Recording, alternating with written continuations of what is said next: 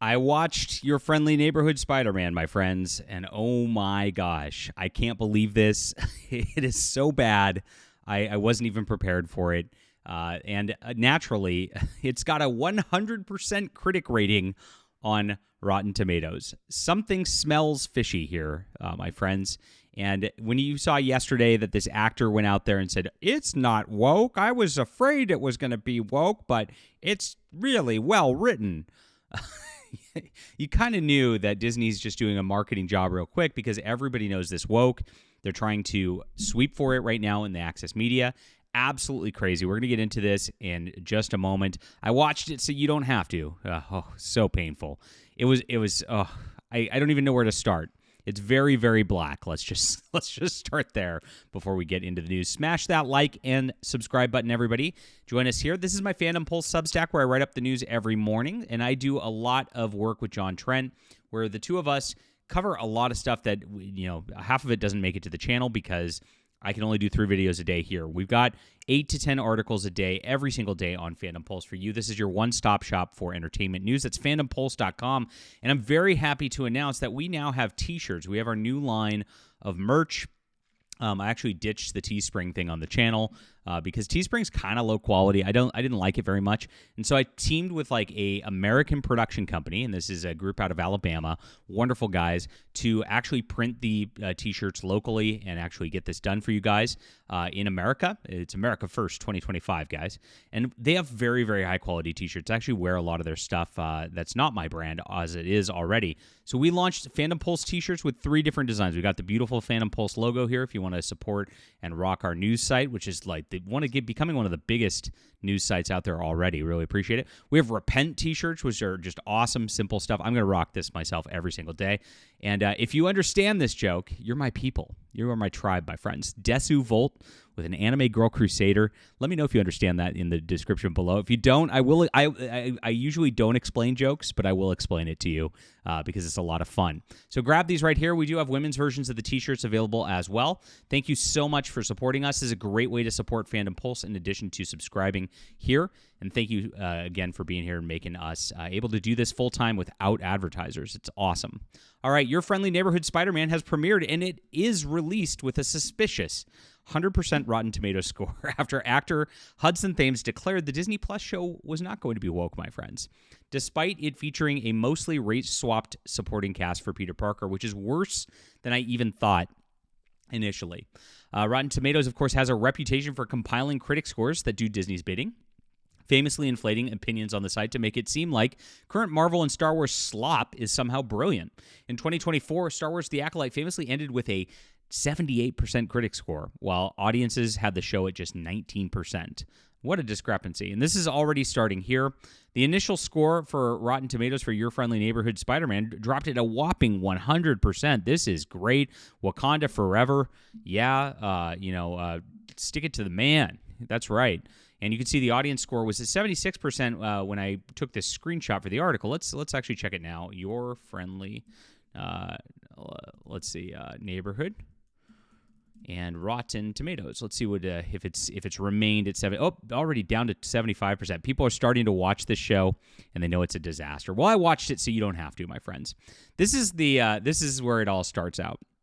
So you got Peter Parker. He's going to this genius school, and he's got accepted to Midtown High, which is a school for geniuses. And shockingly, pretty much everybody but him is a BIPOC, Black Indigenous person of color. Yay!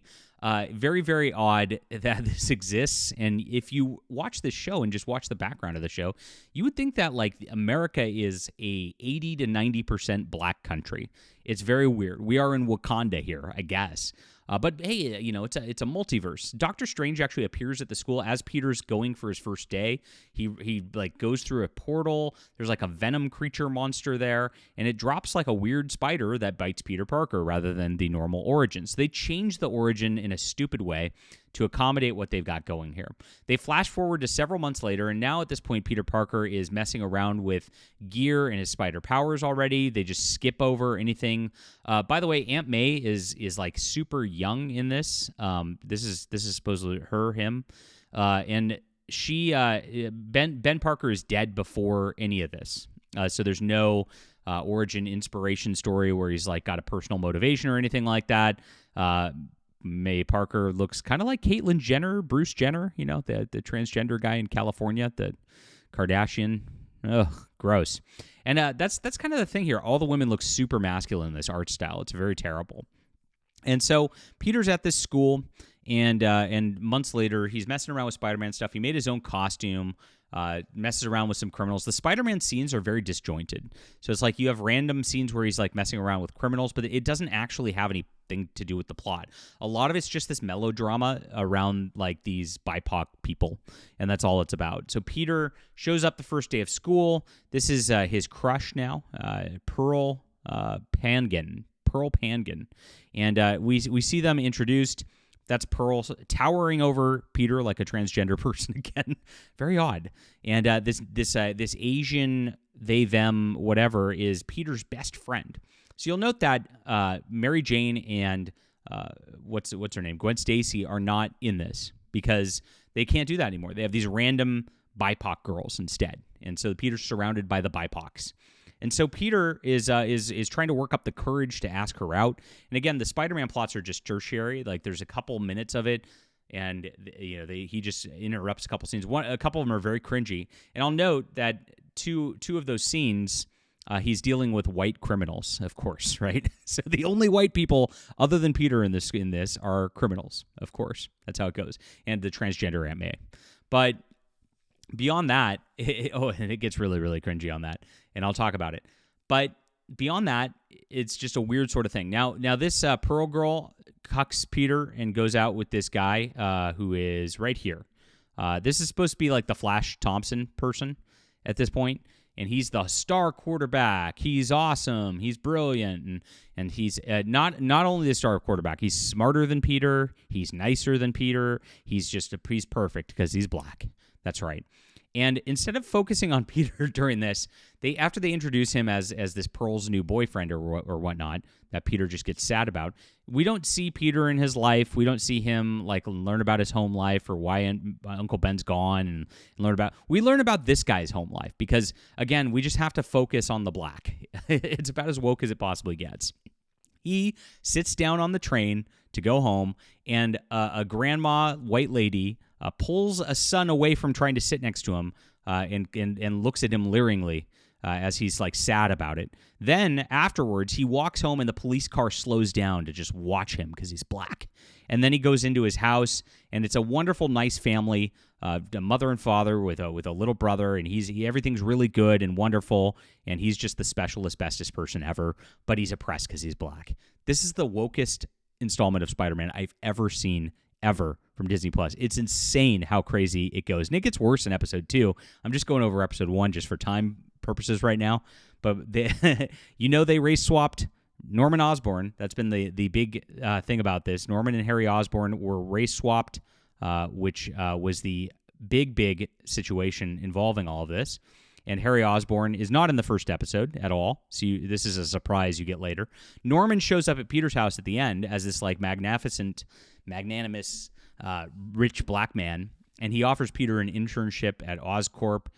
He's going to pay him. It's going to be a wonderful thing, and Peter's just all thrilled about it and taking selfies.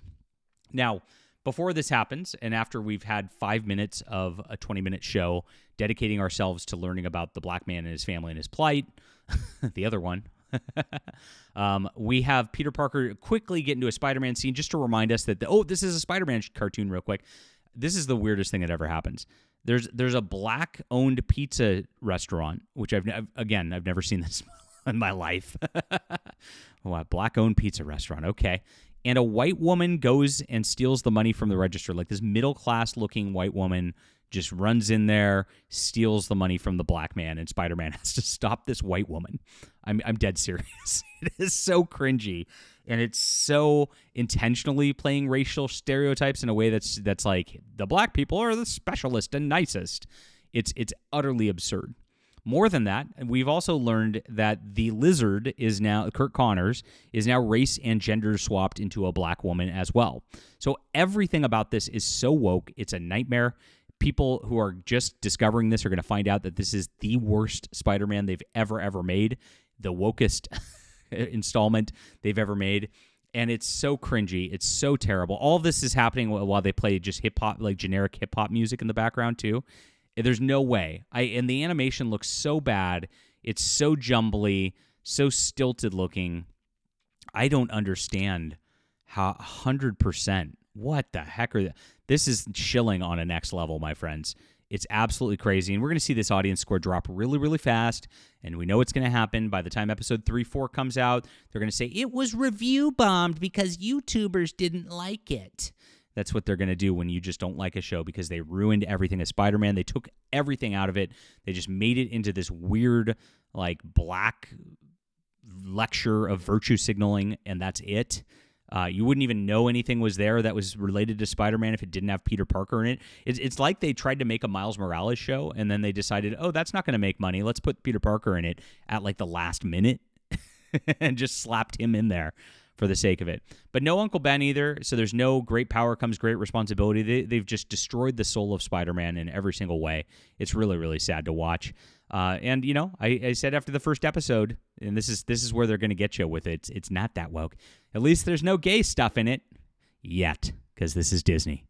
Leave a comment down below with what you think about this.